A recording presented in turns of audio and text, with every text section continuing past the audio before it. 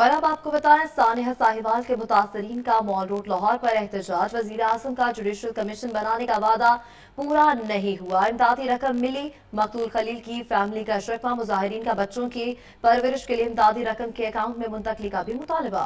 इस वक्त नुमाइंदे 7 न्यूज मलिक मुश्ताक लाहौर से मॉल रोड पर मौजूद हैं, उससे जानते हैं। जी मलिक मुश्ताक, आगाह कीजिएगा।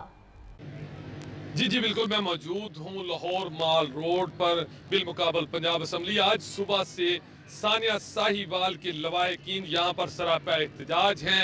इनका ये कहना है कि 3 माह बीत जाने के बावजूद हुकूमत की तरफ से हमारे साथ जो वादे किए गए थे वो वफा ना हो सके।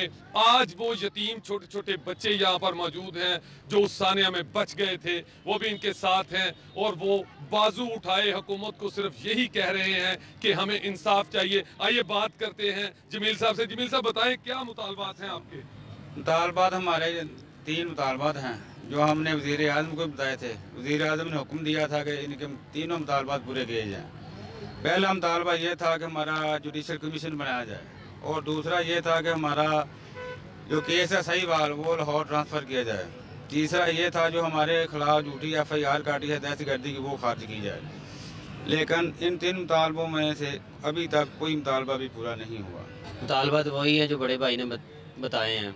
तीनों मुतालबा जुडिशल कमीशन का और केस लाहौर ट्रांसफ़र किया जाए और हमारे खिलाफ जो FIR वो खारिज की जाए। तो वज़ीर आज़म के आर्डर होने के बावजूद भी वो तीनों के तीनों मुतालबात में से कोई भी मुतालबात पूरा नहीं हो सका। ये सिर्फ़ और सिर्फ बड़े लोगों को बचाने के लिए कोशिश कर रहे हैं। उस ऊपर वाले पुलिस वाले जो अफसरान हैं ये उनको बचाने की कोशिश कर रहे हैं, इसीलिए वो तीनों के तीनों में से कोई भी मुतालबात हमारा पूरा करने को तैयार नहीं है। जी बिल्कुल, जैसा कि अभी जाना कि इनका कहना है कि पहले रोज से आप हमें तफसीलन आगाह कर रहे थे।